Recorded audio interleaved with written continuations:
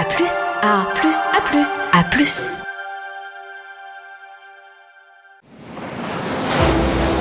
Faites-vous plaisir. Faites-vous plaisir et offrez-vous un appartement de luxe dans un environnement sans pareil. Offrez-vous une qualité de construction sans compromis. Offrez-vous les services d'une société qui gère et réalise vos rêves de A à Z. Offrez-vous les services d'un entrepreneur en bâtiment fort d'une expérience de 40 ans. Briga. La société Briga crée une relation privilégiée avec ses clients, basée sur la confiance et la transparence, depuis la conception et jusqu'à la remise des clés.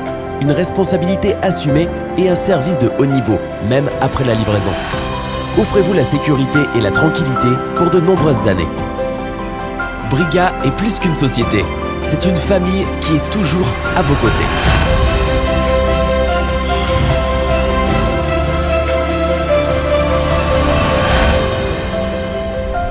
Faites-vous plaisir car vous êtes enfin arrivé à la maison.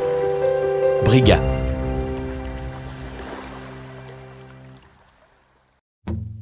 Maison de la literie Prestige, une autre façon de voir votre lit. Bonjour à tous, bienvenue chez vous, spécial été, ici sur la plage de Ramat Kolek, Bambou Village. Voilà, c'est à Natania, c'est une des plus belles plages d'Israël. Nous sommes juste en face des Briga Tower où on vous accueille habituellement. Vous nous regardez sur Anatel TV, mais également sur anatel.plus. Alors tous nos chroniqueurs sont là pour vous faire des chroniques sous le soleil. On recevra de nombreux invités aujourd'hui, la patronne de l'Institut français Barbara Wolfer, on recevra Michel Fugain qui viendra nous parler de son concert, il revient ici en Israël. Voilà, plein d'invités. C'est un programme chargé, mais vacances, générique.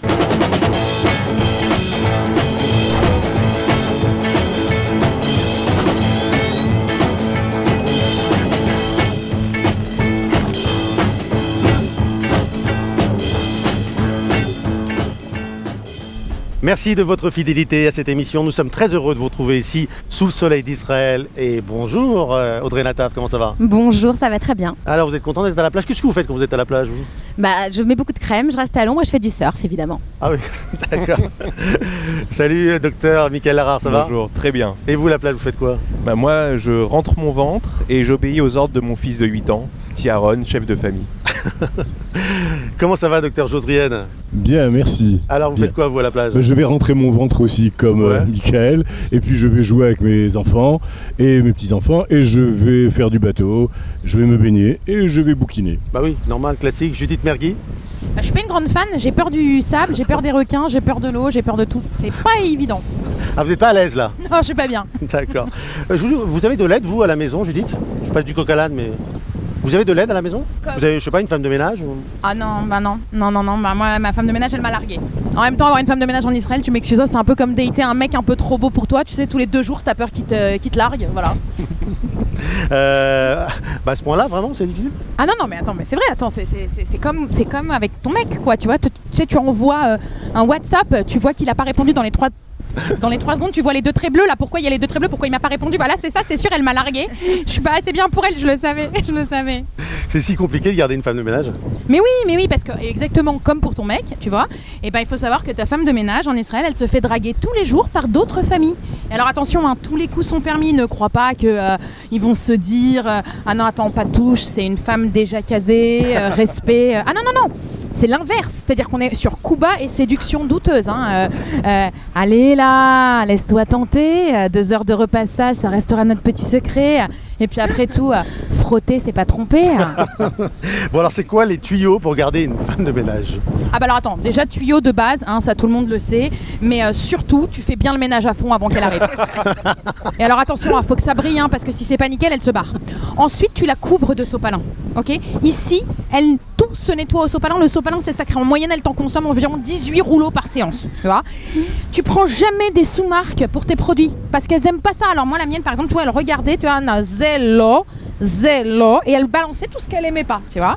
Et puis surtout, tu te mets au chômage parce que ici, ta femme de ménage, elle peut annuler à la dernière seconde. Et donc, voilà, faut que tu sois dispo, tu vois. Elle te change l'horaire, elle te change le jour. Elle a un sacré caractère, dis donc. Ah bah attends, mais ça, c'était un sacré numéro. Moi, elle rentrait, tu vois, elle arrivait comme ça chez moi. Direct, elle s'asseyait dans mon canapé. Jodita, c'est les cafés. Alors c'est pas un peu exagéré comme comportement quand même? Non mais ça c'était rien, tu plaisantes, attends. Une fois, je me souviens, tu sais quoi, elle débarque, elle me dit « Slicha, aujourd'hui je sors de chez le coiffeur, je ferai pas le sol, je veux pas abîmer le brushing. » Mais alors, c'est où que ça a foiré alors?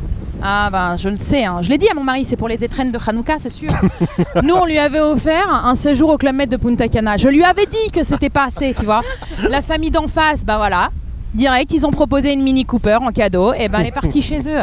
Voilà, mais tu sais que moi j'ai tout fait pour la retenir, attention, hein. Je me suis mise à genoux. Mais ne me quitte pas, ne me quitte pas. Et oui, c'est vrai, parce que tu vois, j'ai tout promis, je te laisserai plus jamais des cheveux dans la salle de bain. Je laisserai plus jamais de vaisselle sale. Et puis, et je t'achèterai même un robot aspirateur pour pas que tu te fasses mal au dos, tout ça. Mais je t'en supplie, me quitte pas, parce que même si je te charrie gentiment dans cette chronique, eh ben, je suis rien sans toi, je suis foutue. Ça l'a ému, elle est revenue ou pas? Ah non, mais ça l'a pas ému du tout, elle est pas revenue du tout, je suis restée à chialer dans mes 473 rouleaux de sopalin. Voilà. Et c'est tellement vrai ce que vous avez dit. La mienne aussi, elle me demande un café dès qu'elle arrive. C'est normal, moi, je trouve. Merci. Bah, oui, c'est sûrement Non, normal. c'est vrai, on sert un café, on sert à boire. Vous n'avez pas de problème avec vos femmes de ménage? Moi, je fais le ménage toute seule, à fond, toujours. Et chez moi, c'est nickel, ça brille. Moi, me regardez pas, je suis un homme, je sais pas ce que ça veut dire. C'est pas vrai, j'ai dit récemment à ma femme que si la femme de ménage nous quittait, je partais avec elle. Avec qui? Donc vous avez le micro, docteur Larare. On va parler été, alors là on parle que d'été. Et l'été et la conduite des adolescents, parce qu'on a un peu peur quand l'été arrive, ils commencent à aller, ils font ce qu'ils veulent. Oui. On peut imaginer plein de choses, alcool, je sais pas, sortie, drogue, etc., etc. Sexe, dites-le Stéphane, dites sexe. Sexe aussi. Pour les pères juifs, c'est très dur à dire. Faut-il vraiment s'inquiéter? Bon, alors si on dit qu'il faut s'inquiéter à des mères juives, ça va être catastrophique. Donc on va dire qu'il ne faut pas véritablement s'inquiéter, mais qu'il faut poser un cadre avec les adolescents et discuter de certaines choses avant d'ailleurs de poser le cadre. C'est quand même la réalité que l'été, il y a une augmentation statistique de ce qu'on appelle les passages à l'acte des adolescents, c'est-à-dire des actings violents ou sexuels ou des accidents. Donc il y a une augmentation des accidents en vélo, en scooter, des accidents de la voie publique et puis des alcoolisations aiguës. Ils font leurs expériences, ils sont finalement assez livrés à eux-mêmes parce qu'il n'y a pas l'école, parce qu'on travaille, parce qu'on se dit aussi qu'on veut les laisser tranquilles et on a raison parce que c'est l'été. Et donc un adolescent qui va plutôt bien livré à lui-même va pas faire trop de bêtises, il va avoir un cadre interne qui fait qu'il n'ira pas trop loin normalement. Donc il n'y aura pas à le prévenir et le cadrer sur beaucoup de choses. Mais nos adolescents qui vont pas bien, c'est de ceux-là dont il faut être proche, particulièrement l'été, parce que les laisser livrer à eux-mêmes, c'est prendre des risques avec ces conduites-là. Alors il faut donner des limites, il faut les prendre face à face et leur dire tu fais ça, tu fais pas ça.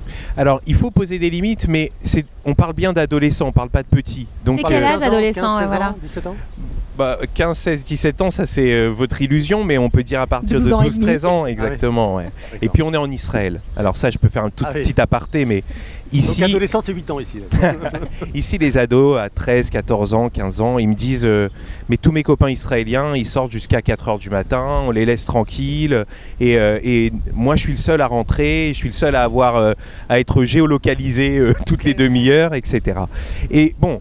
les parents ont globalement toujours la même réponse. Et ben moi, c'est pas comme ça chez moi, je m'en fiche des autres, etc.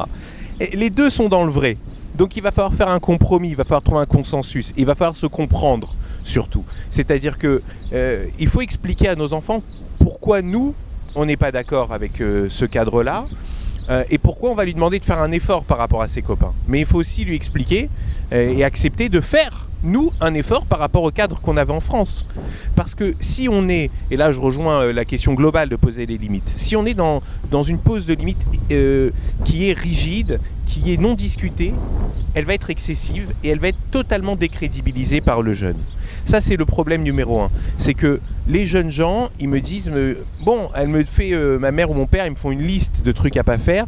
Dans cette liste, il y a des trucs grotesques. Il y a, tu joues pas à la console X heures, bon, et bien sûr qu'ils vont Alors, jouer.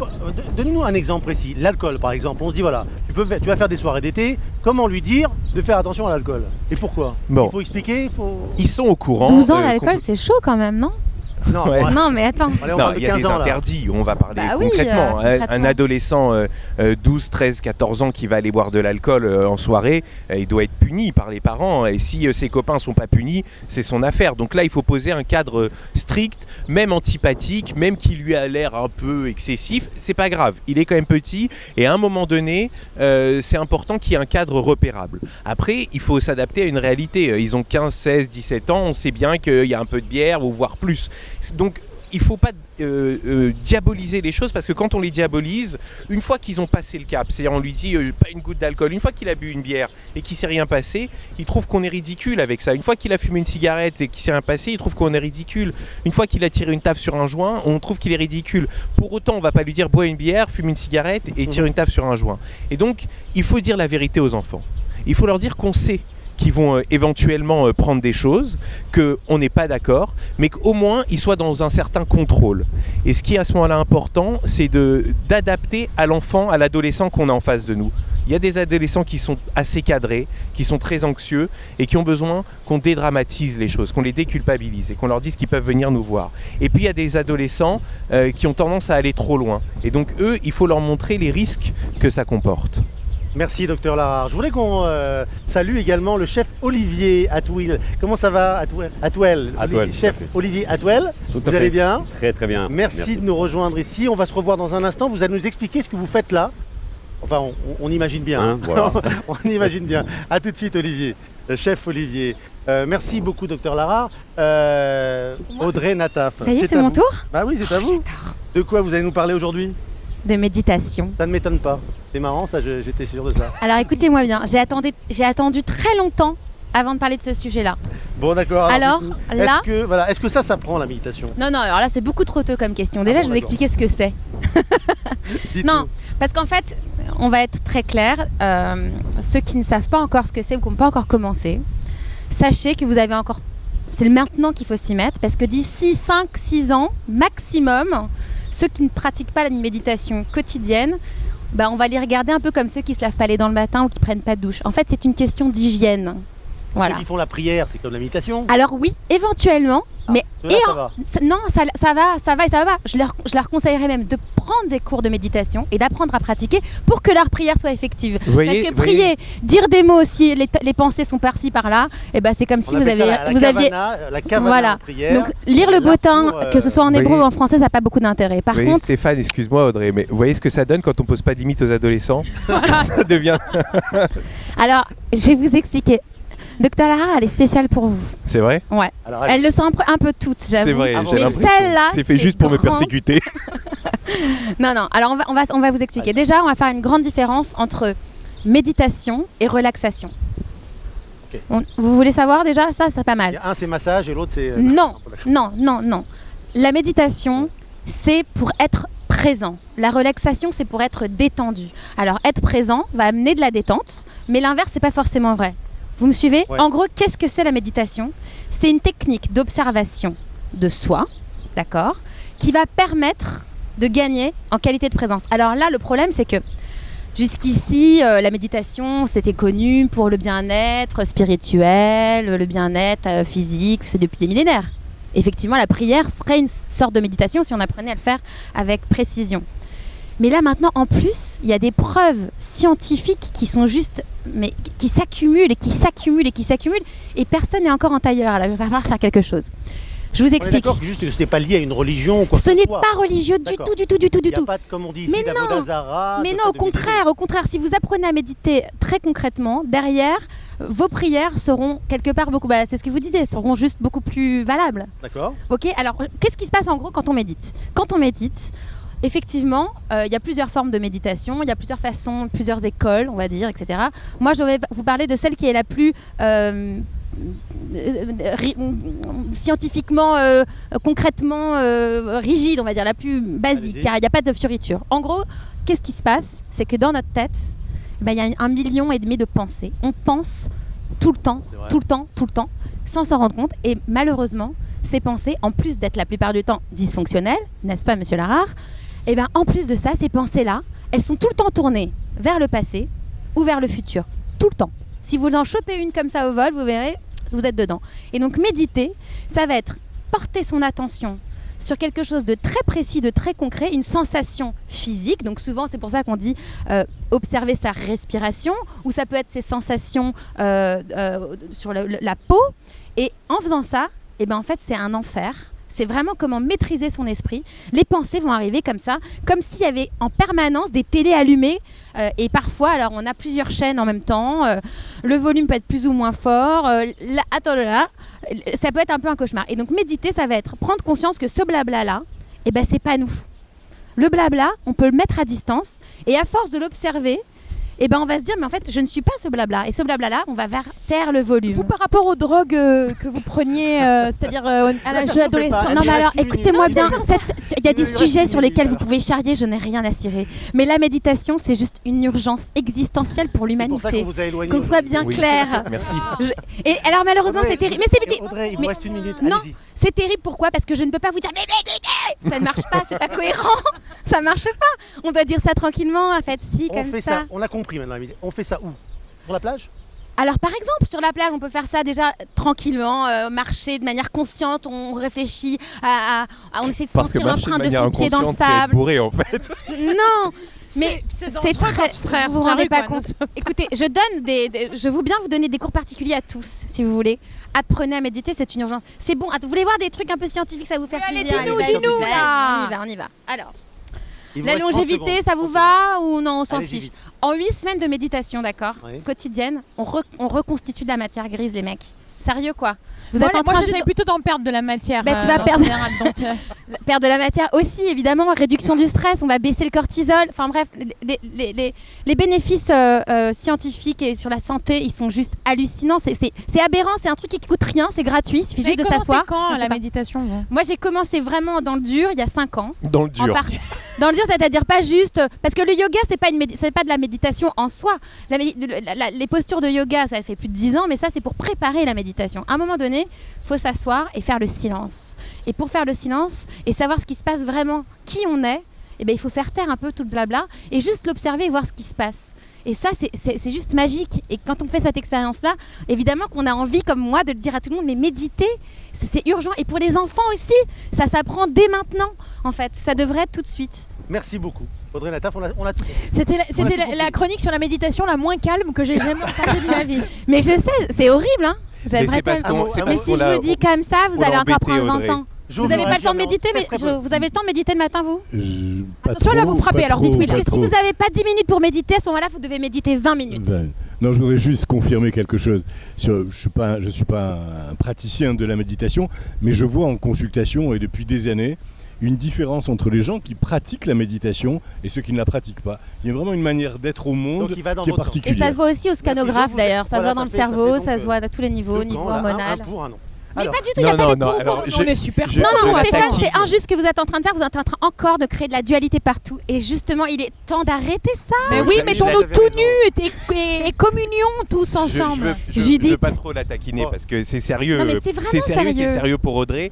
Et en psychiatrie, effectivement, on fait une sorte de méditation qui, en pleine conscience, qu'on appelle le mindfulness. Très bien, Et c'est la mindfulness. 3e vague de thérapie comportementale. Donc, Merci. c'est vrai qu'il y a une vague scientifique qui a repris ça. Alors quand Ça on va, dit, Audrey qui dit été, il y a un C'est problème de dur micro. d'être On peut parler de home si vous voulez. Il n'y a rien de religieux là-dedans en plus. Mais Audrey, sérieusement, on bon passe à autre juif, chose. venez prier en méditant. Sécurité.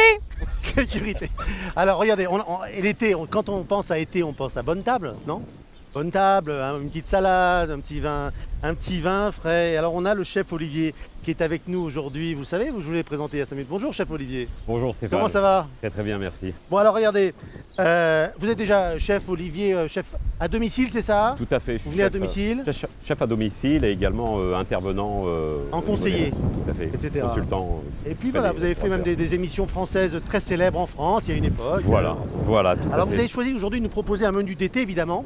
Et en plus, tout l'été on aura nos émissions et chaque émission vous reviendrez en nous donnant le plat, une salade d'un pays. Et là vous avez choisi la France et le sud de la France et c'est quoi? de la région PACA, bien sûr, la région de Nice. La région PACA, c'est la niçoise.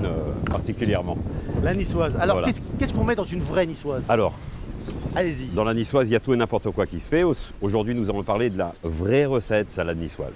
Donc, qui est composée de thon, d'artichauts violets, d'anchois, d'olives, d'œufs durs, de salade, très peu de salade, tomates, pommes de terre, poivrons, basilic, de la cive, du concombre. Voilà. C'est beaucoup plus intéressant d'être là-bas. Moi, je peux aller avec le chef? Après, on pourra goûter après, c'est ça? on pourra La goûter. dégustation viendra plus On fera tard, une bien petite évidemment. dégustation. Pour l'instant, je suis en préparation. Donc là, vous êtes en préparation de cette salade. On a vu tous les ingrédients. Voilà. Et bien sûr, pour l'assaisonnement, alors quelque chose de Ouais. très particulier pour la salade niçoise, Oui. il n'y a pas du tout d'acidité dedans. On ne met pas d'acidité. L'assaisonnement, c'est uniquement de l'huile d'olive Ouais. et du sel. Sel, huile d'olive. Pas du tout de vinaigre, pas de citron. C'est la salade niçoise. Il faut qu'on ressente le goût de tous les légumes. Voilà, c'est ce patchwork de légumes dans la bouche ben, qui va faire. On a hâte de la voir, chef Olivier. Merci beaucoup. À tout de Très suite. bien. À tout de On se suite. revoit tout de suite. On va passer à Josrienne. Comment ça va, docteur Josrienne? Bien, merci, Alors, heureux d'être là. Donc très important, on va donner des conseils. Écoutez bien, des conseils pour l'été, respecter des règles pour avoir un bon été. Alors on parle notamment de nutrition, de bien-être. Tout à fait, on va commencer par la nutrition. D'abord, l'été, il faut faire le plein de vitamine D. Et donc pour cela, le soleil, et c'est l'idéal, par les UVB, et ça permet de synthétiser la vitamine D dans la peau. Donc en vous exposant, vous engrangez suffisamment de soleil et de vitamine D jusqu'au début de l'hiver. D'accord. Mais attention au soleil, de suite, attention au soleil. Pas trop de soleil, il y a une manière de prendre le soleil. Il ne faut pas bronzer, c'est une erreur. Il faut faire attention à sa peau, son capital peau est important à préserver. Il faut s'exposer, mais ça ne peut pas rester pendant des heures comme on voit sur la plage. Ok. Un grand Pas la nombre de crêpe. personnes. Voilà, il faut rougir, mais très peu. Et surtout, utiliser des crèmes solaires protectrices, au moins indice 30 minimum. Voilà. Très bien. Je voudrais 3 règles. Pas d'exposition prolongée, la peau ne doit pas rougir. On peut s'exposer 15 à 30 minutes, une fois par jour, à certaines heures de la journée. Plus on est en altitude et plus les UVB sont dangereux, donc attention quand on fait du ski.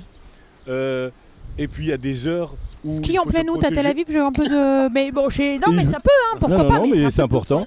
Et tout le monde, beaucoup de personnes voyagent l'été en quittant On Israël. va tous à la montagne justement Voilà. parce qu'il fait trop Et chaud donc, ici, Des Judith. règles que vont respecter Ah. les séfarades à la plage.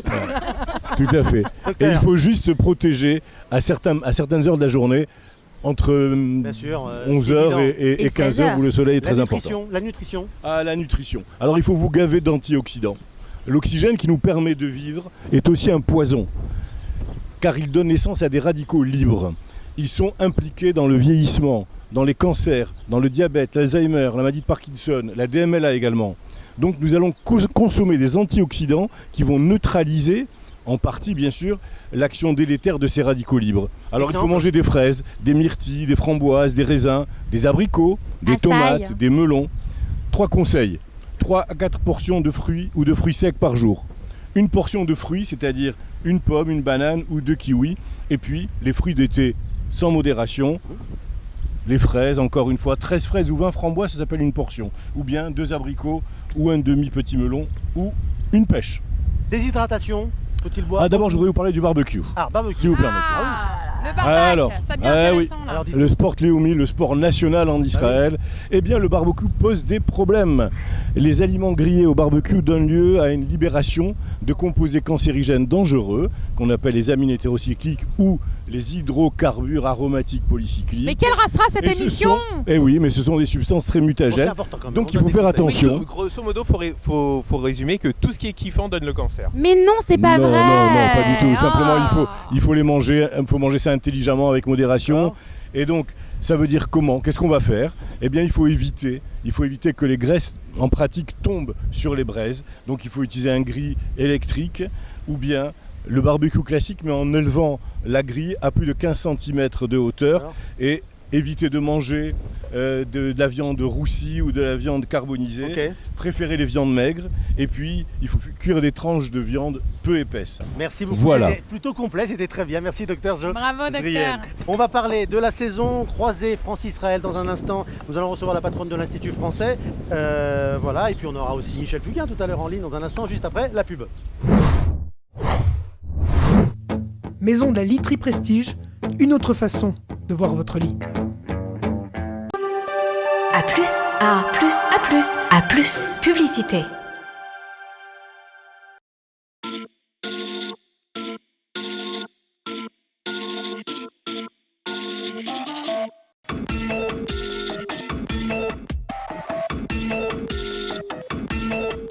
Changer de lit, c'est changer de vie. Maison de la literie, fabricant d'énergie positive. Anatel, bonsoir. Madame, tu peux me raconter la fin de l'histoire? Dans un palais de glace, mais elle ne parvient pas. Anatel, éternellement à votre écoute. Et ça, ce ne sont pas des histoires. Anatel, téléphonie fixe, mobile, télévision, internet et solutions professionnelles. Les Tours Briga offrent un concept résidentiel innovant dans un environnement parfait. Du lobby luxueux à la piscine olympique, chaque détail a été conçu pour votre plus grand bien-être. Les Briga Towers, un cadre de vie parfait au bord de la mer.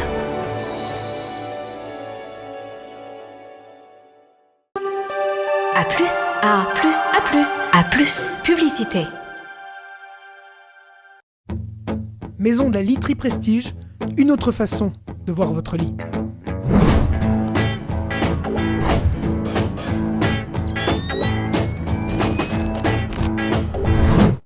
Bienvenue chez vous, de retour ici sur la plage Bambou Village de Ramat Polek dans le nord d'Israël. La France et Israël partagent leur culture cette année, année anniversaire de l'État d'Israël, 70 ans. C'est la saison croisée et évidemment on avait envie d'inviter l'une des responsables de cette saison croisée, qui est Barbara Wolfer, directrice de l'Institut français en Israël. On vous applaudit.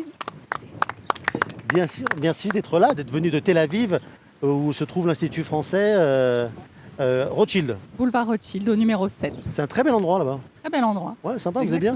On est très bien installés, au cœur de Tel Aviv. On est pas mal installé ici, non? On est très bien aussi ici. Alors Barbara, en attendant de vous parler, on a la chance d'avoir en ligne l'un des grands artistes contemporains du monde. En tout cas, c'est l'artiste français le plus vendu dans le monde et le plus cher également. Vous connaissez ces sculptures d'animaux de couleurs vives, ces petites facettes comme ça. Bon, alors j'ai une transition facile sur les facettes pour vous annoncer qu'en fait on va découvrir une autre facette de son talent, beaucoup moins connue, le stand-up comédie. Richard Orlinski, vous confirmez? Tout à fait, c'est confirmé. C'est confirmé. Et vous confirmez, vous venez à Tel Aviv très prochainement, donc, pour le festival du rire. Absolument, pour le Tel Aviv Comedy Club, oui. Est-ce que vous connaissiez Israël? Oui, je connais. J'ai été quelques fois, pas souvent, mais quelques fois. Vous avez, je crois, 90 galeries dans le monde. Il y en a qui vous représentent ici? Vous avez des collectionneurs en Israël? J'ai des collectionneurs, mais je n'ai pas de galerie. Alors à chaque fois, c'est quelque chose qui va certainement se faire prochainement, mais j'en ai eu une à un moment. Et puis bon, la galerie, elle représentait plusieurs artistes, mais le monsieur est parti à la retraite, donc il a fermé sa galerie. D'accord. Et puis depuis, c'est vrai que j'ai pas repris, mais c'est quelque chose qui est dans les tuyaux. Alors, comment on passe d'un atelier d'artiste à finalement une scène de comédie? C'est simple. Moi, c'est un peu inscrit dans mon histoire, moi, dans mon ADN. Petit, en fait, je voulais, en tout cas, à l'adolescence, je voulais faire déjà de la comédie, de la musique, enfin, la carrière artistique, c'est quelque chose qui me plaisait beaucoup. Après, c'est quelque chose où il y a effectivement beaucoup de demandes et très peu d'élus. Et donc, j'ai décidé de suivre tout d'abord une filière beaucoup plus traditionnelle et ensuite j'ai commencé effectivement par la sculpture pour m'exprimer. Ça a eu le succès qu'on connaît et après j'ai continué, j'ai fait de la musique aussi, donc j'ai sorti plusieurs titres dont un qui a été numéro 1 des charts pendant 3 semaines. avec la chanteuse Eva Simon. Et puis il y avait dans la ligne de mire, il y avait effectivement le spectacle, le théâtre. Et donc c'est une rencontre, un ami à moi, Laurent Baffy. Laurent Baffy, donc c'est Laurent Baffy qui vous met en scène et qui a écrit le spectacle de l'art et du cochon qu'on va voir ici à Tel Aviv. Hein. Voilà, exactement. Là, il y aura un extrait. Hein. Le spectacle, le spectacle est un peu trop long pour le jeu. Maintenant, ça serait bien, peut-être un jour, pourquoi pas. Oui. Mais effectivement, donc c'est une idée. Puis on raconte quelque part l'histoire de l'art, qui est quelque chose d'un petit peu rébarbatif et qui parle à peu de gens finalement, qui est quelque chose de très peut-être un petit peu élitiste. Et là, l'idée, c'est de rendre ça populaire. Et donc, du coup, avec la plume et l'humour de Laurent, on arrive à faire quelque chose où on apprend beaucoup de vérité, parce que tout ce qui est dit dans ce spectacle est vrai. Et avec l'humour, effectivement, mais ça bouge beaucoup. Laurent Baffy est amateur d'art également. Laurent Baffy est amateur de tout. Laurent Baffy, c'est quelqu'un d'extrêmement érudit, d'extrêmement cultivé, qui s'intéresse aux animaux, qui a vraiment une culture, vraiment incroyable. Et donc oui, c'est un amateur d'art, c'est quelqu'un qui s'intéresse beaucoup à toutes les choses. Alors du coup, donc Richard, est-ce qu'on peut beaucoup documenté en plus. Oui, on peut rire de tout, même de l'art contemporain, donc. Bah oui, c'est surtout parce que l'art contemporain n'est pas un sujet, on va dire, qui comme évidemment. Tout à l'heure, c'est ce qu'on dit, on dit l'art contemporain.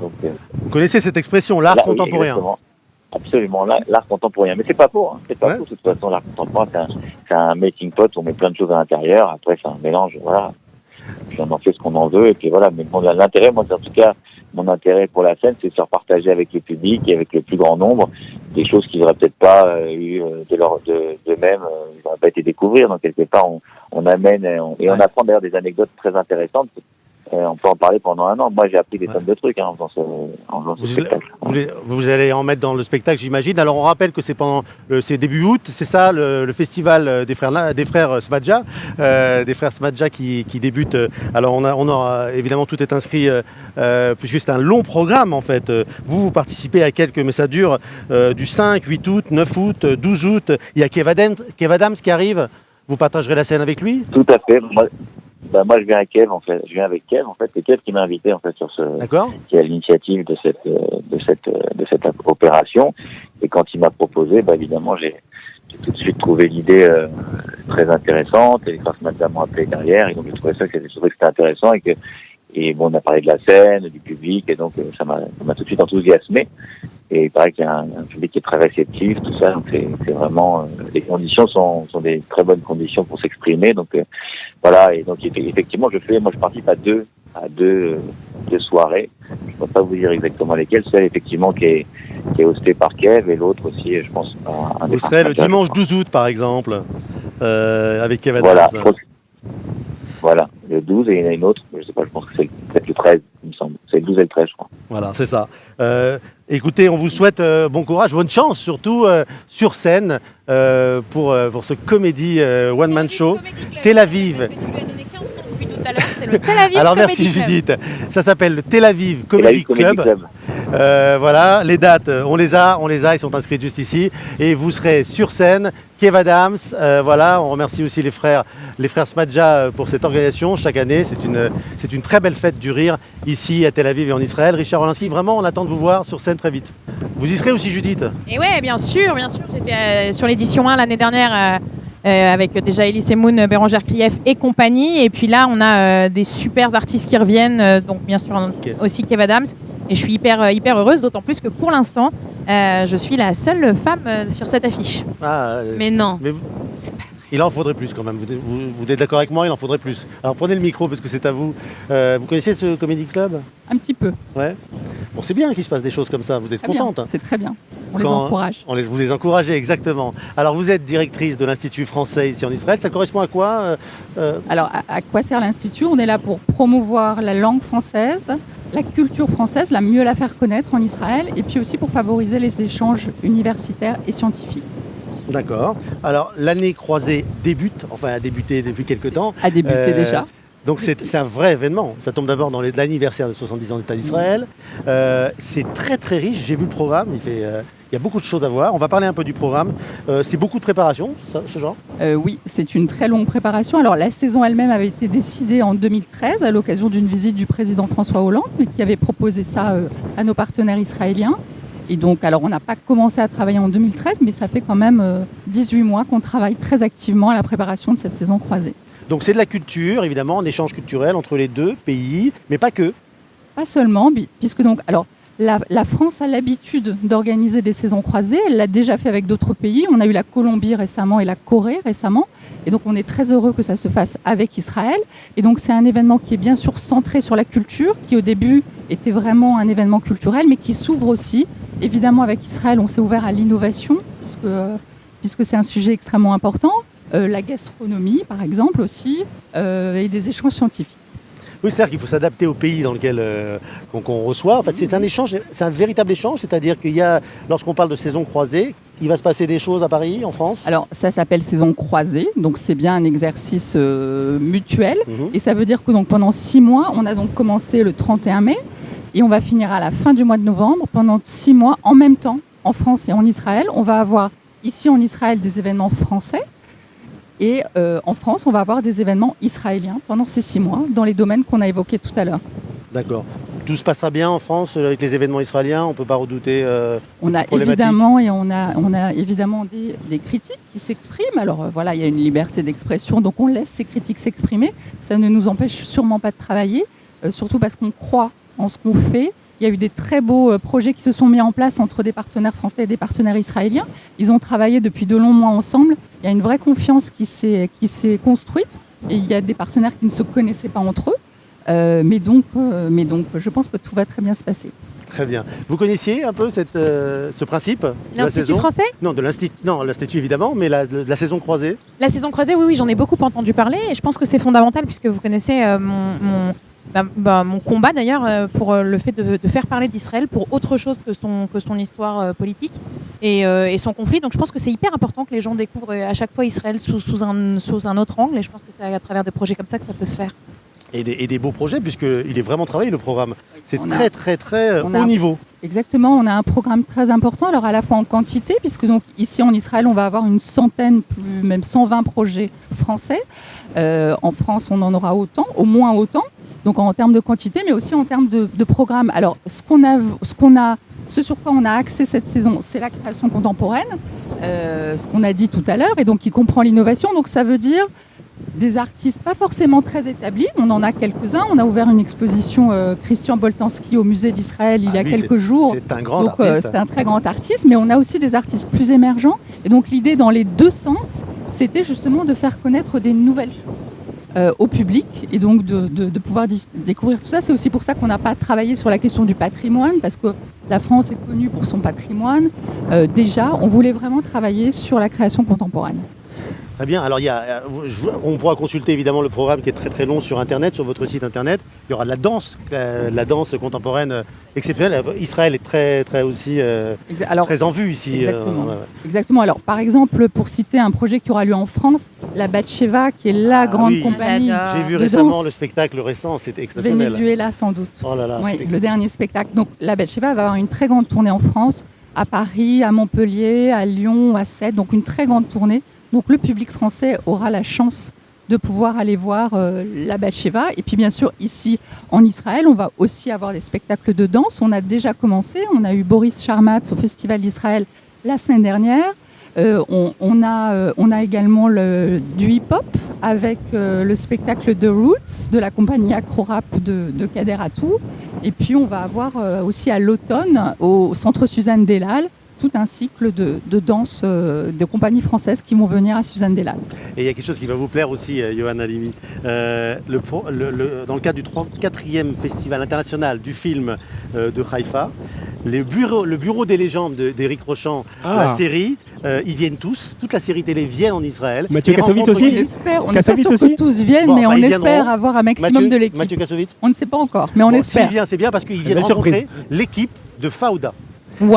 Toute l'équipe entière de Fauda rencontrera à Haïfa, je crois que c'est le 22 et le 23 septembre, l'équipe du Bureau des légendes. C'est une belle initiative. Bel événement. Il y a un échange d'informations, quoi. Et puis on ira faire un petit tour avec une caméra. Ah ouais. On avait évidemment envie de travailler sur le sujet des séries télé parce que les Israéliens sont connus pour être très forts en matière de séries télé, mais on voulait aussi faire savoir que la France a des atouts, et notamment avec le Bureau des légendes. Et donc pour nous, c'était important d'avoir un événement autour des séries télé. Très bien. Bravo. Bravo, ça c'est bien. Qu'est-ce qu'on a d'autre? On a les Francopholies qui arrivent à Ashdod. Ça oui, c'est aussi un événement. Donc les Francopholies de La Rochelle existent depuis le milieu des années 80 en France. C'est évidemment devenu un des grands événements emblématiques de l'été en France, un des grands festivals. Et donc on est là, on a fait un très beau partenariat avec la ville d'Ashdod. Et donc c'est la ville d'Ashdod qui va accueillir une édition des Francopholies à la fin du mois de septembre pendant les fêtes de Soukhot. Donc la programmation est en train de se préparer. Ah, bah écoutez, c'est parfait, ça me paraît très riche. Je rappelle que donc on peut aller sur le site internet pour vraiment... institutfrançais-israël.com. D'accord, on le mettra ici. Yohann Halimi, vous voulez nous parler aussi, on va rester évidemment avec vous, d'un festival d'été. C'est bientôt le festival d'été. Oui, il y a le 14e festival du film de Jérusalem, le Jérusalem Film Festival, qui aura lieu cet été à partir du 26 juillet. Et donc c'est un très bel événement, on n'a pas encore la programmation, mais c'est un très bel événement. L'année dernière, le festival avait été ouvert par Michel Hazanavicius, qui avait présenté son film Le Redoutable, avec la présence de Louis Garrel, notamment l'acteur principal, son épouse Laetitia Casta. Voilà, c'était une très belle soirée et c'était un très beau festival. Il y a beaucoup de projections en plein air. Là, c'était à Brechat HaSultan, c'est en plein cœur de Jérusalem, c'est magnifique. C'est tout près de la vieille ville. Et peut-être que j'ajoute que donc cette année, évidemment, le festival participe à la saison croisée. Et donc là, cette année, on va avoir un accent particulier sur les liens entre la musique et le cinéma. Et on va avoir notamment des concerts live en même temps que des projections de films. Ah, c'est magnifique, c'est magnifique. Ouais, il y a beaucoup de projections en plein air, c'était le cas l'année dernière. Et bon, ça vous ravit, ça ravit tout le monde, évidemment. Ah bah ouais, c'est super. Alors continuez sur les... Alors, vous voulez nous parler des films de l'été aujourd'hui, Yohann? On va faire une petite... on va balayer un petit peu toutes les sorties de l'été. Parce Mission Impossible, etc. Voilà. Vous voulez nous en dire un petit mot? Ouais, on va en parler. Il fait chaud, on a envie d'aller se mettre au frais de la clim des salles sombres. Donc, oui, si je vous dis saga, série TV, Tom Cruise... Allez, Mission Impossible. Mission Impossible, c'est facile. Ça sort fin juillet, c'est le numéro 6, Mission Impossible 6 Fallout. Et je vous propose de voir tout de suite la bande-annonce. Très bien, on regarde. J'ai prié pour que ce ne soit pas vrai. Salomon Lane s'est évadé à Paris. Et maintenant, le monde est en danger. C'est la mission de la CIA. Vous utilisez un scalpel? Je préfère un marteau.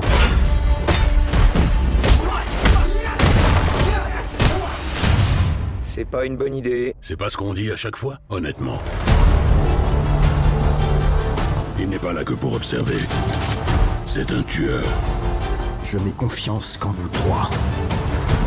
Si vous dérapez, il est autorisé à vous tuer. Ce sont les ordres. C'est parti. Oh mon Dieu.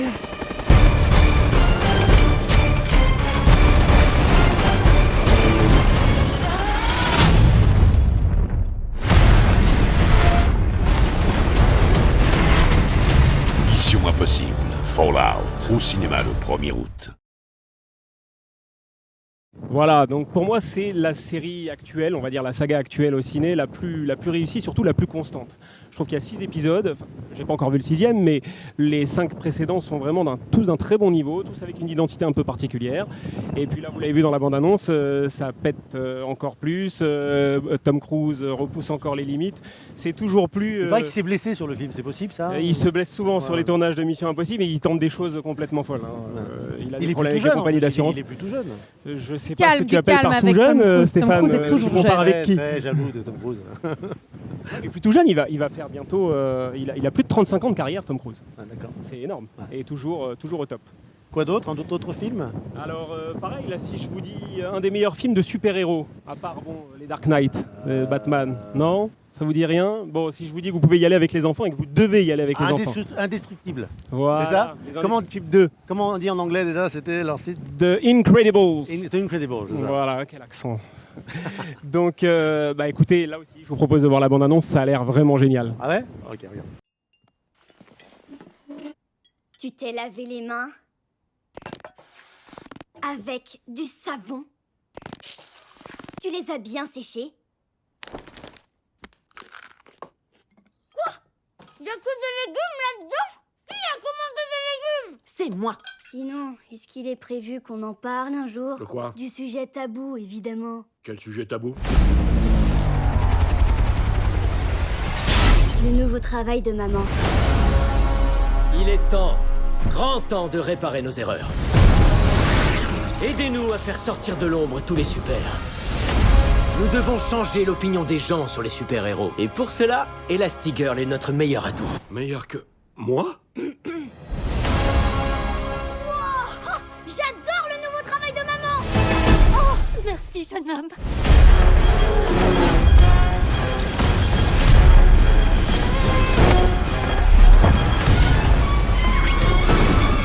Combustion imminente?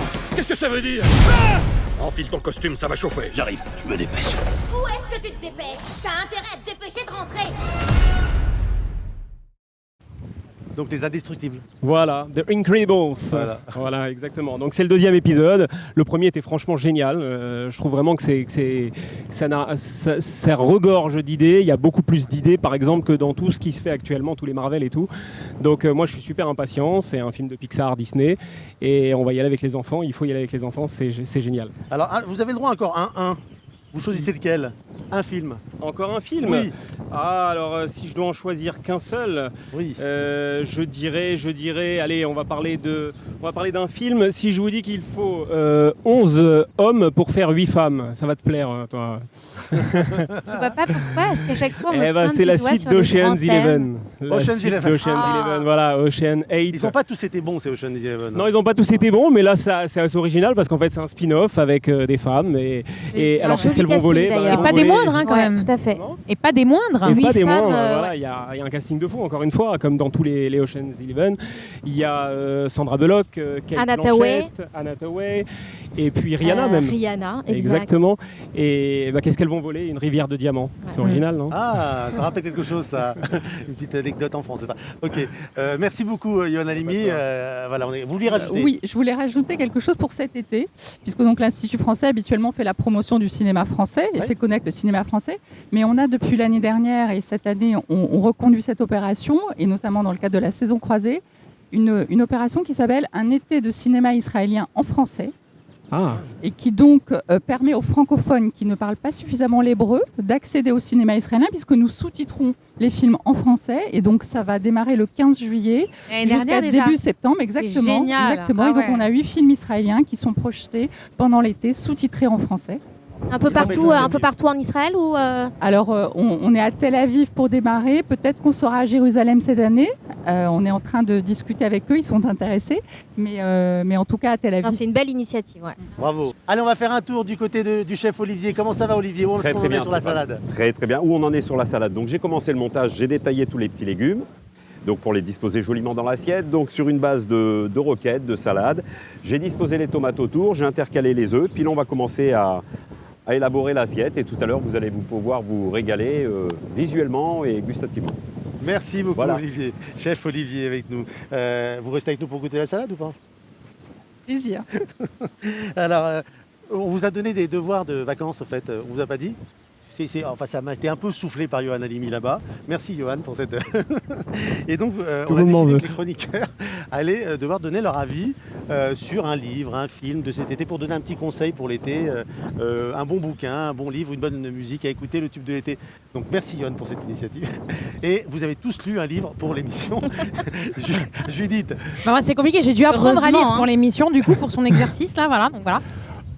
Et donc résultat bah oui. Et bien alors en fait, vous avez que 40 secondes, hein, c'est pas très... Mais non, mais c'est hyper rapide, de toute façon c'est pas pour vous, ça concerne beaucoup plus les nénettes. Moi je vais vous conseiller, pour passer un été de romantisme et absolument pas de prise des têtes, le Chardon et le Tartan qui est revenu à la mode, une saga littéraire des vieillottes comme tout, qui est revenu à la mode grâce à la série, l'adaptation en série qui s'appelle Outlander, où on va assister à une magnifique histoire d'amour. On va remonter dans le temps et on va se retrouver en Écosse. Donc si vous aimez les grands roux musclés aux yeux verts, c'est pour vous. Alors soit en livre, soit en série. Et aucun complexe, parce qu'en fait, ça fait du bien des fois de lire des trucs qui ne sont pas que intéressants. Et moi, c'est pour les hommes. Alors c'est quoi, vous? Alors là, mais franchement, je me suis C'est un livre, surpassée. c'est un film, c'est quoi? Alors attendez, regardez comme mon cœur plein d'amour est capable de faire le pas vers tous ces hommes qui ont besoin aussi d'apprendre certaines choses. Qu'est-ce qu'elle va nous raconter? Mais oui, À quoi j'ai trouvé un livre de dingue qui parle d'un footballeur. Là, vous pouvez vous identifier. dommage de On est en pas pleine l'avoir, Coupe là. du Monde, mais c'était pour lui. Je vais lui offrir Ouais. d'ailleurs, il est prévu. Ça s'appelle « Tu ne peux pas presser la déesse en lui donnant un coup de coude » de Xavier Perron. C'est l'histoire d'un footballeur super connu qui cartonne tout, mais qui évidemment sent un certain vide, et il va partir à la recherche du peuple Maasai. Il va découvrir plein de clés et il va revenir avec plein de grandes richesses. Donc mesdames, vos amoureux, vos papas, vos amis, vous pouvez leur mettre un petit truc de développement personnel dans les poches, et ça, c'est avec un livre avec du foot et tout, en pleine Coupe du Monde. C'est pas Ça comme sent ça que ça l'arnaque, quand marche. même. Ça- Non, pas du tout. C'est vraiment Elle super. m'a C'est casé du Xavier développement Perron. personnel dans du foot. Non, et c'est un homme qui l'a écrit, il s'appelle Xavier Perron, et D'accord, très c'est bien. un très très bon livre Ok. à lire cet été et à offrir à vos hommes. Préparez-vous si vous avez quelque chose à nous dire. hein. Alors moi aussi, c'est un homme qui l'a écrit, mais ça Allez-y. rejoint ce que Olivia. disait, Judith. C'est un livre pour les filles surtout. En fait, c'est pas le livre de l'année, mais c'est un petit bouquin qu'une copine peut te refiler. D'ailleurs, c'est ma meilleure amie qui me l'a refilé. C'est une fille qui se fait larguer odieusement par son mec, et du coup, elle en fait baver tous les hommes qu'elle rencontre par la suite. La vengeance, quoi. Voilà, c'est un peu J'adore. ça. Et donc, c'est un livre qui Bon livre d'été. une petite plume très sympa. C'est un livre qui s'intitule Ça peut pas rater, de Gilles Le Gardinier. Et voilà, on peut le lire sur la plage, là, Juste là. à Polègue, à Natania. C'est très agréable. Ou ailleurs. Ou ailleurs. Et c'est un livre, c'est un des auteurs d'ailleurs qui est le plus lu après Musso et Lévy en France. Merci Olivia avec Assis. Johan. Moi, je vais Remontez parler- le niveau là parce qu'on est très mal, Johan. Excuse-moi, c'est à qui tu parles là concrètement On va le remonter le niveau. Non, je vais parler d'un livre. C'est un roman très documenté d'Olivier Guèze qui s'appelle La disparition de Joseph Mengele. Ben, je l'ai Voilà. lu. Je l'ai lu. Ah, C'est bah, très voilà. bien. C'est un super très, livre. très bien. Je C'est le un conseille super vraiment, livre. voilà. Et ça revient donc sur Joseph Mengele qui, après la guerre, est parti se réfugier en Amérique du Sud. Il est passé par énormément de pays. Et on voit un petit peu comment finalement, c'était pas aussi fantasmé que tout ce qu'on a pu entendre sur son parcours. Il n'a pas vécu spécialement la grande vie là-bas. Bon, c'était pas non plus l'horreur d'Auschwitz, mais... Il est tombé bien voilà. malade. Et il a vécu une vie de paranoïa. Enfin, et le roman est vraiment très très intéressant, très documenté, et franchement c'est à lire. C'est un bon moment. Franchement, je le conseille aussi. Bravo, bon choix. Barbara, vous avez un... Oui, je peux conseiller alors un livre que j'ai relu récemment, que je conseille vraiment, qui est un peu plus ancien, puisqu'il date de 2000, il a été traduit en français en 2014. C'est un livre de Zerouia Chalev qui s'appelle Douleur. Et vous savez que la littérature israélienne est magnifique, et ça fait partie des grands livres de la littérature israélienne, donc je le conseille vraiment. Super. Non, mais moi aussi en 2013 j'avais lu un truc passionnant. C'est cette année que je me suis mise à lire des conneries. Mais je l'ai relu. Elle se rattrape.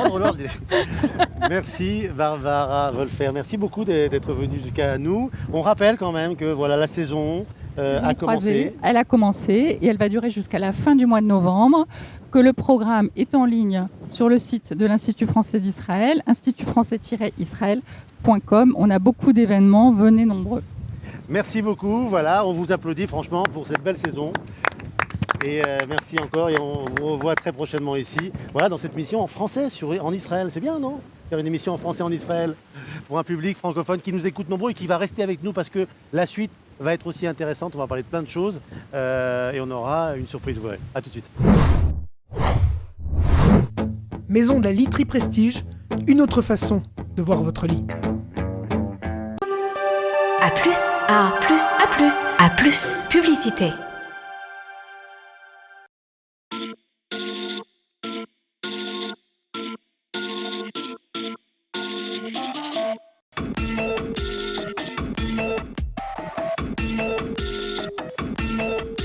Changer de lit, c'est changer de vie.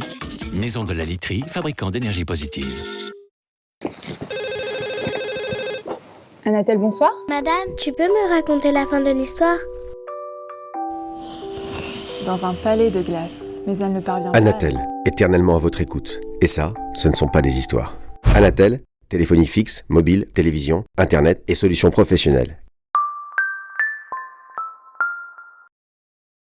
Les tours Briga offrent un concept résidentiel innovant dans un environnement parfait. Du lobby luxueux à la piscine olympique, chaque détail a été conçu pour votre plus grand bien-être. Les Briga Towers, un cadre de vie parfait au bord de la mer.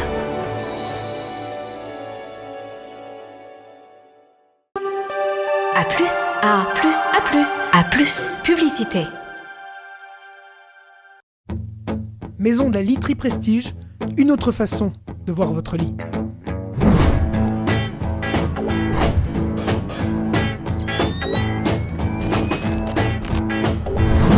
Retour sur Bienvenue chez vous, ici, sur la plage de Bambou Village, à Ramat Poleg. C'est bien ici, non? On est bien. Ouais, Il fait un peu chaud, non? Vous manquez, donc je suis revenue avec Vous n'avez pas trop chaud? Ça tape un peu derrière. va, Il fait chaud quand même. Hein. Enfin, c'est bon, c'est agréable quand même. C'est bien de vous voir ici pour un été. Bienvenue chez vous, ici au soleil, sur la plage. Avec, quelqu'un nous a rejoint, Dr Marek. Bonjour. Comment allez-vous? Très très bien. Dentiste, Enchanté d'être là. Chirurgien dentiste. Une belle journée comme ça. C'est une belle journée. Ramat Poleg, la plage, le soleil, Israël. C'est pas mal quand même. Bienvenue chez nous. C'est très sioniste cette introduction oui, quand même là. bienvenue chez Poleg, nous. Israël, sionisme. On a fait tout ce travail pour arriver là quand même. Vous êtes sorti de votre cabinet dentaire pour vous prendre un peu de soleil. Et voilà. Et vous allez nous parler tout à l'heure des facettes, des trucs pour les dents blanches, les facettes des stars là, hollywoodiennes. C'est pour faire la jonction avec notre ami tout à l'heure de la chronique Hollywood, puisqu'en fait, Hollywood, sourire hollywoodien, les facettes, le secret. Alors vous allez nous en parler dans un instant, restez, c'est très intéressant. On va revoir... Il n'y en a plus une des deux qui ose sourire. Pas du tout. Alors moi, regardez, moi j'assume. Alors moi, grave. Olivia, Et naturel. pendant que vous souriez. On fera une vérification après. Alors, réussite de l'esthétique, toujours naturelle. Voilà. Donc, très vrai. Là ça va là. On est Parfait. bon D'accord. Je confirme. Alors, les Vélib, c'est pas très nouveau en fait, les Vélib, on connaît. Mais en Israël, il y a quelque chose qui se passe là. On voit fleurir des petits vélos bleus partout dans Israël, c'est quoi? Exactement. Alors depuis quelques années, on les voit fleurir sur Tel Aviv. 2000 vélos, un réseau de 180 stations. Donc c'est vraiment un moyen de découvrir la ville depuis plusieurs années et les Tel Aviviens vraiment en profitent et on les voit sur les artères de la ville un peu partout. C'est vraiment agréable de profiter. Et bien désormais, la ville de Netanya propose également depuis quelques semaines un nouveau projet de Vélib. Alors c'est pas exactement le même concept puisque il y a des bornes, mais vous pouvez déposer vos vélos où que vous voulez, où que vous soyez, n'importe où. Vous n'avez pas besoin d'une borne de station de vélo pour les déposer. Alors en fait, que ce soit habitants ou touristes, évidemment vous pouvez en bénéficier. Il faut tout simplement télécharger l'application IsraBike pour en profiter. C'est 3,5 shekels la demi-heure, la première demi-heure. Donc c'est tout à fait raisonnable. L'avantage c'est que vous pouvez donc garer votre vélo où vous souhaitez. Dans mon état, j'ai pas pris trop le risque de monter à vélo, mais j'ai rencontré des personnes qui ont pour la première fois testé ces vélos sur Netanya. Donc j'ai rencontré un utilisateur qui s'appelle Jordan, qui a 30 ans. Alors il était un petit peu partagé sur ce nouveau concept. En fait, plutôt la qualité des vélos pour lui était un petit peu médiocre, donc c'était pas très simple d'élucider. La qualité des automobilistes autour était tout aussi médiocre. Sûrement, j'imagine. L'application, donc lui qui nous dit qu'elle stipule que le service offre la première demi-heure. Apparemment, il aurait été débité la première demi-heure, donc il y a encore des choses à vérifier. Oui, quand même, mais bon, voilà. Et puis pas assez d'emplacement. D'après lui, il faut dire que le projet, vient de démarrer, donc il faut le laisser aussi un petit peu le temps. Autre utilisatrice, Audrey, qui elle, que j'ai rencontrée du côté du Cinéma City, non pas notre Audrey de Netanya. Alors pour elle, le pédalier est un peu lourd, donc c'est pas évident, mais bon, elle fait des efforts, elle voulait faire du sport, donc c'est pas plus mal. Et puis enfin pour Benjamin, ça rend bien service. C'est pas un vélo à vitesse, donc faut y aller, mais bon, en même temps c'est le principe du vélo, donc voilà. Quand les vélos électriques en location. Hein. Voilà, c'est ça. En dehors de Netanya, je vous le disais, donc il en existe des Vélib du côté de Tel Aviv, dans les banlieues Tel Aviv également, Ramat Gan, et puis Jérusalem, je me suis renseignée, il n'y en a pas pour des raisons de bokeh, de montée descente sur Netanya, c'est pas évident. Plutôt vélo électrique là-bas. Oui, plutôt le vélo électrique qui marche, voilà. Donc Isra Bike, c'est l'application à télécharger pour bénéficier de ce nouveau concept de vélo sur Natania. Alors, merci. Avec plaisir. Merci beaucoup. Je voulais vous dire que c'est l'anniversaire de Johan Guetta le 8 juillet. C'est bien ça. Donc j'aimerais bien qu'une caméra nous filme notre réalisateur. Happy birthday! Bon anniversaire! Yom Houledet Samer. Happy birthday! Et il y a les sécuristes. Voilà, Johan Guetta, donc 62 ans aujourd'hui. Il ne les fait pas. Énorme bisou à notre super réalisateur sans qui cette émission ne serait pas aussi sympathique. Et entre l'émission aussi, c'est sympa. Ouais, c'est vrai. Voilà, merci en tout cas. C'est pas l'anniversaire de quelqu'un d'autre? C'est l'anniversaire de Josrienne, également, qui était avec nous tout à l'heure. c'est- Josrienne, effectivement. Alors la caméra retourne. Bon là-bas. anniversaire, Jo. Et effectivement. Bon anniversaire! Josrienne Bon aussi le 8 anniversaire, juillet. Bon docteur. anniversaire, docteur. Sans qui l'acupuncture ne serait pas aussi sympathique. Et indolore. Voilà, c'était une petite transition anniversaire. C'est marrant, on a fait. Docteur Larard, c'est quand vous? C'est bientôt? 16 octobre. 16 octobre. Moi, c'est tout bientôt, le c'est le monde 21 juillet. 21 juillet. J'espère Moi, que c'est vous le- m'oublierez pas. Moi, c'est passé, 21 juin. Ah. Vous, c'était quand? 20 juin, c'est 20 juin. passé Ah, c'est aussi. pas moi, d'accord, ok. Peter Marek. 1er Super. septembre. 1er On est septembre. tous dans le- On attend, on vous fêtera alors. Donc voilà, petite interlude d'anniversaire, c'est toujours très sympathique. Docteur Marek est avec nous. Effectivement, toujours là. Toujours là. On Dites-moi. est très heureux d'être avec vous. Toute l'équipe est très sympathique. Alors, très le gentil. sourire de star. Alors oui, c'est ça, le C'est sourire ça, de parce star. qu'en Le fait, on sourire parlait, hollywoodien. de notre cher ami Tom Cruise. Oui. Pour regarder sa jeunesse, Il il a des n'avait pas facettes, du lui, il tout a les des mêmes. Non, facettes. il a des facettes. Voilà, c'est très clair en fait. Toutes les stars américaines passent par les facettes. Les hommes politiques, je ne vais pas les citer parce qu'en fait, on a tenu au secret professionnel. Mais en Mais il y a fait, quand même un truc qui m'a. Quand je pense à Tom Cruise, vous lui enlevez les facettes, il a des petites dents. ouais, j'ai les photos. taillées. J'ai les photos. Aïe, aïe, aïe, Elles sont aïe. pas taillées en fait. Ça casse un peu le Alors personnage. c'est ça en fait, les mêmes le dents principe. depuis À l'époque, quand on lui a fait, Ouais. les dents étaient taillées. C'était le principe. En pointe, enfin bon. Quelquefois artistique, hein, l'art, je sais plus, de l'art contemporain, on parlait tout à l'heure. l'art Voilà, on pourrait faire le. Bon, bref. Mais au niveau des facettes, aujourd'hui, il y a une nouvelle technique qui existe depuis maintenant à peu près une dizaine d'années, ce qu'on appelle des facettes pelliculées. Ce sont des facettes, c'est le même principe que les faux ongles. Donc en fait, on ne taille pas la dent, la facette elle est collée, et c'est préparé uniquement par un ordinateur. Ça fait entre 0,2 et 0,3 mm d'épaisseur, et on peut redresser les dents virtuellement, bien sûr, et changer la teinte et donner un sourire hollywoodien en 2 séances. Donc en fait, Plus rien, on ne lime plus rien. Comment on colle avec une colle Alors, ce sont des colles qui sont ultra performantes. C'est à peu près le même principe que les colles qui sont utilisées par la NASA pour les tuiles de la navette spatiale. Là, par contre, c'est Donc, flippant. ça permet en fait de passer la stratosphère. Non, c'est fou ça. Mais alors on répète, hein, vous êtes de la clinique Glam Slams. Glam Clinic. Glam Clinic à Tel Aviv. Glam Clinic à Tel Aviv, Tel Aviv. je crois que c'est Herzl, c'est ça? C'est ça, Rechov Herzl. Et vous faites là-bas ce système-là Tout qui est à fait, tout à fait. c'est donc un nouveau système? Tout à fait, c'est un nouveau système qui arrive maintenant en Israël et qui va permettre donc de pouvoir changer le sourire en 2 séances. Alors, deux il y a séances. une prévisualisation, c'est un mot. Prévisualisation. Voilà, exactement, merci beaucoup. De rien. Qui permet de voir directement sur ordinateur et directement ensuite sur le patient la position, le résultat final dès le départ avant de procéder au. Est-ce que votre bouche avoue que vous avez un merveilleux sourire? Est-ce que c'est votre carte de visite? merci. Vous avez ça dans votre. Eh bien ça dans non, votre- non, c'est tout à fait naturel, je dois dire. Un blanchiment quand même. Blanchiment, il y a à peu près 5-6 ans. C'est vrai que le blanchiment, c'est la première phase. C'est la phase la plus intéressante en fait, parce que quelquefois les gens ont un peu un problème pour sourire. Ils ferment leur bouche quand ils ont. Les fumeurs, ceux qui les boivent beaucoup de fumeurs, café, ceux qui fument beaucoup de cigares, le café, ainsi de suite. Première étape, blanchiment.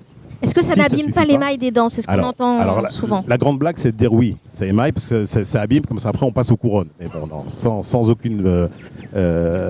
aucun doute, ça abîme absolument pas les dents. Au contraire, ça les protège. Ça les rend sensibles. Alors quand quand vous même. dites protéger, Alors, on parle de quoi? On parle du blanchiment ou on parle des blanchiment, facettes? déjà, blanchiment. Alors, le blanchiment peut rendre sensible, c'est pour ça que le blanchiment n'est pas pour tout le monde.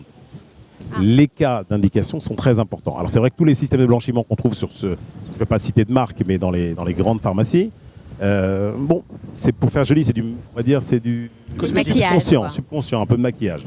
Maintenant, si on veut vraiment faire un blanchiment, alors il faut s'adresser à un professionnel qui, lui, va évaluer l'état de la dent, si elle peut supporter le blanchiment. Parce que les produits sont certifiés, contrôlés aux normes CE européennes ou Voilà, en FDA. France et en Israël, c'est la même chose. Parce que je sais qu'aux États-Unis, ils peuvent aller très loin justement sur les normes, mais en France et en Israël, on est raccord, quoi. Alors en France, il y a eu ces dernières années, il y a eu une grande polémique sur le blanchiment, puisqu'il y a eu tout un tas de bars à sourire qui se sont ouverts et qui ont fermé. Alors pourquoi ils ont fermé? Parce qu'il y avait des problèmes avec l'ordre dentaire, mais en fait, ça pouvait marcher. Alors dites-moi, l'avantage des facettes, si je comprends bien, c'est qu'en fait ça blanchit, ça noircit jamais. Exactement, les facettes, c'est à vie. Donc ce sera toujours blanc, on peut boire du café, on peut fumer et c'est parti. Voilà, les facettes, c'est à vie, on les change Ça fait pas jamais. mal. Non, ça fait pas mal. Alors, pas de douleur, pas de préparation des dents. Alors, quelquefois, on peut être amené à changer un axe, mais je ne veux pas faire un cours, donc on va s'arrêter là. Et en fait, c'est collé comme des faux ongles. Et en fait, ça tient très très bien. On mange. Elle est où l'embrouille? Il y a toujours une embrouille de prix. Il y a une embrouille, c'est le prix. Ah, allez-y. How much? Il y a le prix. Alors, il faut compter, pour être honnête, vraiment un sourire, un makeover, comme on disait tout à l'heure, un smile makeover. Il faut compter, grosso modo, tout dépendra du nombre de dents. Allez, Non, c'est très simple. Il faut compter à peu près entre 600 et 700 euros par dent. Pardon? Mais moi, je vais blanchir. Oui, mais c'est. Et si on en a mieux, il faut se mettre dans la peau de l'acteur hollywoodien. Ah, c'est ça. Parce c'est que payé par Hollywood. Voilà, exactement. Bah oui. Voilà. Donc il faut se dire que c'est quand même un investissement. C'est pas le prix d'une voiture, mais ça roule bien. Est-ce que ça désensibilise après justement quand on a des dents sensibles? Alors quand on a justement des facettes, on n'a plus de sensibilité, on n'a plus de coloration, on peut manger tout ce qu'on veut et la vie est belle. Du coup, après, tu grossis, mais c'est pas grave. C'est ta dent blanche. On parlera, il y a un autre sujet, c'est pour les gens qui cherchent à maigrir. Vous ne me vous on enlevez ce doigt tout de suite. Mais bon, ce grossit, j'entendais. Donc, c'est quoi? Bon, allez, dites-le, c'est bon. Je le dis. Bon, c'est la technique des aligneurs transparents. Donc, pour pas la citer, la grande société américaine qui s'appelle Invisalign, qui a créé ces gouttières transparentes qui permettent d'aligner les dents pour, on va dire, un alignement simple, sans avoir des bagues et le fil. Sûr, non, c'est très et ainsi de fréquent, suite. bien Donc, sûr. c'est très fréquent. Alors moi, c'est très étonnant parce que j'ai eu beaucoup de patientes. Quand on a commencé il y a 4-5 ans en Israël à amener la technique, qui sont venus, qui m'ont dit « Je comprends pas, docteur, j'ai perdu 7 kilos grâce à vous. » Parce qu'en fait, elle ne peut plus grignoter puisqu'elle porte sa gouttière 22 heures sur 24. Mais ça sera l'objet d'une autre émission. C'est sympa, mais ça me fait penser à la ligature des mâchoires que les Israéliens avaient créées. Mais non, mais c'était le même principe. Si, oui, c'est une émission où tout vole. On volait les fiches, regardez cet effet de... Et les nanas, elles mangeaient du Nutella à la paille. Et vous vous souvenez de cette opération-là? Les Israéliens avaient créé ça, ça avait fait un tabac dans le monde entier. C'était la ligature des mâchoires. On fermait la bouche. Bien entendu, ça a été après interdit. Elle faisait ça pendant une semaine à 10 jours avant un mariage ou quoi que ce soit. C'est une émission comme ça en entier là. Ça vous dit? Ok, on a été complet? On a été parfait. Complet, donc docteur Thierry Marek, on vous retrouve chez Glam Smile. Glam Clinic et Glam Smile. Clinic, pardon, voilà, Glam Clinic. Pareil, petite question en fait, pour la technique s'appelle Glam Smile. Ah, c'est une technique belge qui vient de la ville de Gand. Ils sont très gentils, ils sont surtout très performants. Et ils ont créé cette technique il y a maintenant à peu près 10 ans. Et c'était vendu dans le monde entier. Et maintenant, ça y est, ça arrive sur Tel Aviv. Pour nos téléspectateurs qui ont peut-être besoin de faire un calcul, de savoir au niveau budget global, on a combien de dents pour savoir? 32 32, mais il faut savoir. Ça peut pas toutes les faire. Tout dépend. Derrière, tu les laisses moches. Ça dépend de ton sourire. Voilà, tout dépend de il y a des personnes où on va faire 2 facettes, ça suffira si on ne change pas la teinte. Si c'est uniquement s'il y a une dent qui est abîmée, s'il y a d'autres personnes, ça va être la moitié du sourire, ça va être 6 facettes. D'autres personnes, ça va être 10 facettes. Tout dépend un petit peu. C'est un système à multifacettes. Voilà. À tiroir aussi. Voilà. Merci docteur Marek. Merci beaucoup. Alors on va voir où sont nos salades avec le chef Olivier. Comment ça va? Ah bien écoutez, très Ça a bien. l'air d'être prêt. Elles sont prêtes à être dégustées. Ouais. On peut goûter? Mais bien sûr. Alors vous les amenez? Alors Allez, écoutez, il manquait plus que l'assaisonnement. Un petit filet d'huile d'olive là. Allez, le petit filet d'huile d'olive. Ça c'est du filet tunisien ça. L'huile d'olive, voyons. Ça fait pas de mal l'huile d'olive. D'accord. Oui, ça fait pas de mal l'huile d'olive, bien sûr. Ouais. Alors voilà, le chef Olivier se prépare. Donc salade niçoise. Alors sachez quand même, messieurs dames, que dans une famille, voilà, ça c'est un plat normalement. Hein. Pour nous, on l'a tous vu arriver comme une entrée, mais non, Ça a l'air délicieux. Oh là là là là. Sublime. Sublime. Coloré. C'est de l'huile de truffe? Non, l'huile d'olive. Non, pas du tout de l'huile d'olive, voyons. Salade Là, il y a niçoise. une odeur de truffe. C'est mon parfum. Ah, c'est ça. Merci chef. Alors est-ce qu'on peut voir les salades? J'espère qu'on les voit bien parce qu'elles sont magnifiques. Mais est-ce que vous pouvez pas vivre avec moi, monsieur? Vous êtes Moi disponible? j'attaque. C'est un chef à domicile, attention. Vous n'êtes pas disponible pour vous m'épouser? Qu'est-ce qu'elle fait, Judith? Elle est mariée. Mais je pourrais être votre Oui, non, mais alors, phrase. alors ça, pour avoir quelqu'un qui me prépare des petits trucs comme ça, je pense que même mon mari accepte un ménage à 3 dans ce cas-là. Allez-y, Juliette, c'est pour vous. Merci. Merci, chef. Alors, excellent appétit. Merci. Alors, on va pas tout manger maintenant. On va goûter une quand même. Je vais goûter juste non, pour on une. y va va parler avec pour vous, Audrey. moi je On compte peut la le faire. finir. C'est vrai, C'est carrément. bon. Alors, si vous voulez, je vous ai amené les cure-dents juste après. Il n'y a pas de problème pour l'image. Ah oui, mais il faut faire la bracha quand même. Non, quand même, j'ai cogné le baron. Amen. Moi je l'avais déjà fait, bien entendu. Je crois qu'on aura donné envie aux téléspectateurs. Exceptionnel. Bravo. C'est vraiment un plat d'été. Tout à fait. On est dedans là. Les saveurs de la Méditerranée. Donc, une question, chef. Pardon. Mais qu'est-ce qu'on met pas dans une niçoise? Les gens se trompent souvent. Ah ouais, on voit de tout et de Alors n'importe c'est quoi. quoi Qu'est-ce qu'il faut éviter? On va pas mettre on va pas mettre en fin de compte des choses qui ne sont pas là-dedans. Ah oui. Donc la vraie salade niçoise, c'est celle-ci. Donc on peut reprendre, on a des tomates, nous avons des concombres, des œufs, du céleri. La grande erreur cliché qui revient toujours dans la salade niçoise, c'est le riz. Et le maïs, oui. Et le maïs. Ah oui, ça devient une salade piémontaise. Et ça. Ah bah oui, oui c'est ça, Voilà. un petit peu Donc, de rigueur avec on les met pas de riz départements dans une français. salade niçoise. On peut mettre en option des haricots verts. Sur certaines régions de Nice, haricots verts, c'est en option, dans le d'accord. haut de Nice, dans le vieux Nice, ils mettent des haricots verts. D'accord. Et les artichauts, on les retrouve tout le temps dans la salade niçoise. Toujours dans la salade niçoise, des petits artichauts violets. Voilà. Très bien. Bah écoutez, elle est excellente. Donne un bon Bravo. goût, hein. La prochaine fois, ça sera, je crois, on ira en Amérique du Sud. On ira en Amérique latine. Non, en Amérique du Sud. En Amérique latine. On ira la prochaine fois en Amérique latine sur un ceviche.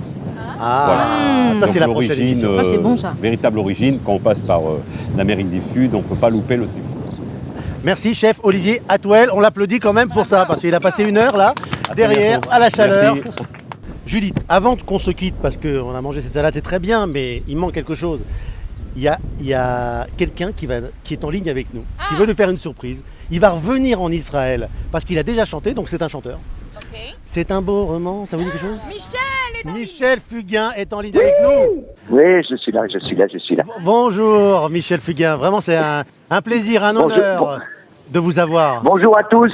Bonjour. Je vous imagine sur la plage de... Bonjour Michel. Vous êtes sur la plage de Tel Aviv, c'est ça? Oui, on est sur une plage de Natania, c'est pas très loin, mais elle est tout aussi belle. Et on est vraiment dans un joli cadre. Et on est ravis, franchement, de vous revoir bientôt ici en Israël. Parce que, en fait, Michel, faut le dire, c'est un coup de cœur Israël pour vous, j'ai l'impression. C'est un coup de cœur, c'est ce qui s'est étalé un petit peu sur du temps. Parce que en fait, je suis allé 3 fois. Je suis allé 3 fois, une fois à Jérusalem, une fois j'ai fait du lac de Tibériade jusqu'à Masada, voilà, en passant par la mer Morte, et en passant par Saint-Jean d'Acre, etc. Magnifique, quoi. Ça, c'était un voyage formidable. La dernière fois, j'étais là pour les fêtes de les 70 ans de la création, les 70 ans d'Israël, où j'ai encore appris d'autres trucs. À chaque fois, j'apprends des choses chaque fois que je vais en Israël, et j'adore ce pays. Oui. Vous pouvez presque devenir guide là. Non, pas encore, mais je vais attendre une prochaine fois encore. Il faut que j'y retourne. Il y a une vidéo, vous savez qu'il y a une vidéo qui a tourné de vous, beaucoup, on vous voyait ici un peu ému devant les soldats, les petites soldates, les jeunes soldats israéliens. Vous l'avez vu cette vidéo?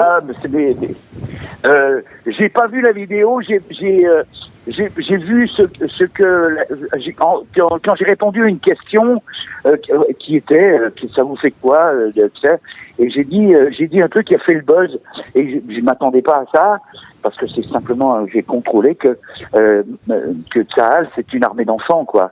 C'est je suis encore j'ai encore l'émotion de l'image, quoi, une armée d'enfants qui défend son pays, même si l'encadrement c'est pas des enfants, en tout cas c'est pas des enfants de cœur, ça on le sait aussi, mais ça m'a paru extrêmement important, quoi, de dire ça et d'avoir à le dire aux gens, de dire ne bougez pas, ça c'est une armée de jeunes gens qui viennent de passer leur bac et qui sont obligés d'aller à la guerre, et j'ai trouvé ça très émouvant. J'ai passé pratiquement une semaine avec eux, puisqu'on est allé dans le nord, le nord vers la frontière, carrément sur la frontière avec le Liban, et on a bouffé avec ces mômes, c'est des mômes qui ça aussi c'est émouvant, c'est-à-dire vous bouffez avec des mômes, ils sont là, et puis tu dis mais tu quitterais pas ton fusil là, ton pistolet mitrailleur, et il dit non, j'ai pas le droit. C'est extraordinaire quoi, c'est-à-dire. Bon, ils sont jeunes mais responsables. Il y a le docteur Larare qui est avec nous, notre psychiatre maison qui est avec nous, qui voulait vous intervenir là-dessus. Oui, c'est vrai que c'est bien. Je l'ai vu moi cette vidéo et j'ai aimé ce que vous avez dit. Et c'est important de faire prendre conscience au monde occidental, à l'Europe qui est très sévère avec l'armée israélienne et qui voit l'armée comme tout l'Occident voit aujourd'hui les armées, c'est-à-dire comme quelque chose de très violent, de sanguinaire, d'agressif, et que ici ce sont nos enfants à 18 ans qui partent 3 ans. Et c'est un déchirement pour toutes les familles. Et l'armée israélienne n'est pas une armée va-t-en-guerre et n'est pas poussée par le peuple vers un Israël de défense. C'est l'armée, c'est de défense. Exactement, parce que ce sont nos enfants, et sans métaphore, ce sont nos enfants qui y vont. Donc c'est vrai que ça fait plaisir d'entendre quelqu'un qui perçoit ça et qui voit ces jeunes comme ils sont, c'est-à-dire comme des jeunes gens. Oui, ça m'a frappé, mais il y a plusieurs trucs qui m'ont frappé. Et précisément, surtout quand on commence, il y a des Israël bashing assez fréquemment maintenant. Il y a un truc, c'est que c'est une vraie démocratie, quoi. J'ai compris c'est la seule démocratie du Moyen-Orient, merde. Ça mérite quand même quelques éloges. Vous faites comme l'ambassadeur un peu quelquefois en France, ça vous arrive d'en discuter en France avec d'autres gens? Ouais, parce que on est vite attaqué de toutes parts par précisément cette espèce de truc. Oui, mais tu te rends compte, les Palestiniens et tout. Je connais pas l'intimité du conflit, même si je le connais, c'est pas à moi en parler en tout cas. Mais je sais aussi les perversions qu'il y a de l'autre côté. Donc, je ne m'accroche qu'au fait que Israël est une vraie démocratie. Et je l'ai compris avec Tzahal. C'est-à-dire que Tzahal et le poids de Tzahal dans la vie d'un Israélien. C'est-à-dire, on m'a dit combien c'était important. C'est-à-dire que quand un jeune Israélien, quand quelqu'un échappe à l'armée, il échappe à une grosse partie de sa vie. Ça, je savais pas. Bien C'est-à-dire sûr. que toutes ces relations est basée, de groupe, toutes ces relations se sont faites à l'armée. Bien sûr. Ouais, mais bien sûr. Mais ça, c'est incroyable. Parce que dans une démocratie, une vraie démocratie à l'ancienne de nos vieux pays, il y a les fils de bourgeois, ils vont essayer de couper à l'armée. Ouais. Sauf que là-bas, tu te coupes pas à l'armée, sinon tu te coupes ta vie. C'est vrai. C'est vrai, Michel. Vraiment, on a envie de vous voir, en discuter longuement, mais j'ai quand même envie de rappeler aux téléspectateurs que vous allez revenir chanter ici en Israël. Ça sera le 25 juillet à l'Opéra de Tel Aviv, à 20h30. Ah oui, absolument. C'est Dan Lefkovitch qui vous fait venir ici cette fois-ci. Qu'est-ce que vous allez nous chanter? Il y a un spectacle nouveau? Mais je vous chante tout, ce spectacle nouveau. Effectivement, c'est avec un groupe de mes potes musiciens, c'est mon groupe en fait, qui s'appelle Pluribus 2.0, parce qu'il y a eu une version Pluribus avant qui a tourné pendant 4 ans, que vous n'avez pas et que vous ne connaîtrez pas. Il y avait des cuivres, il y avait tout, c'est un gros orchestre. Mais là, c'est Pluribus 2.0, c'est une rythmique moderne avec laquelle on fait et du son et du sens. C'est un spectacle que j'aime, avec cette petite particularité, c'est que on parle beaucoup entre les chansons. Quand je dis je parle, c'est-à-dire on met les chansons en situation et les gens adorent ça, quoi. Merci énormément. Vraiment, c'était agréable de parler avec vous et encore plus agréable certainement de venir vous voir à l'Opéra de Tel Aviv le 25 juillet prochain. Vraiment. Ouais, c'est un bon moment. C'est vraiment un bon moment, oui. On va y être tous, soyez-en sûrs. Merci beaucoup, Michel Fugain. À bientôt. Je vous souhaite une belle journée à tous. Au revoir, merci. Au revoir. Voilà, c'est la fin de cette émission. Merci à tous les chroniqueurs. Merci encore, c'est la fin de cette émission. On a été un peu long, mais l'équipe technique, évidemment, Johan Guetta à la réalisation. Bon anniversaire encore à Johan Guetta.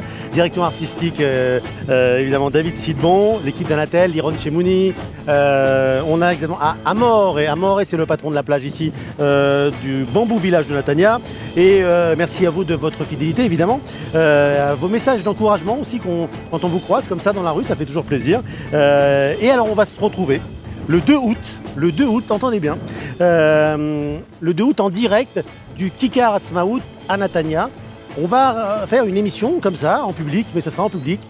Vous serez 5000 ou plus peut-être à assister à cette émission et on fera une émission de variété. On aura des chanteurs en direct qui viendront chanter, des comiques qui viendront. Donc ça va être une belle fête. C'est le 2 août à 19h. Toute la soirée, ça sera également rediffusé et diffusé en direct sur A+. Donc on vous attend nombreux le 2 août à Natania sur le Kikar. Merci à vous. À très très vite pour une prochaine émission d'été sur A+. À bientôt.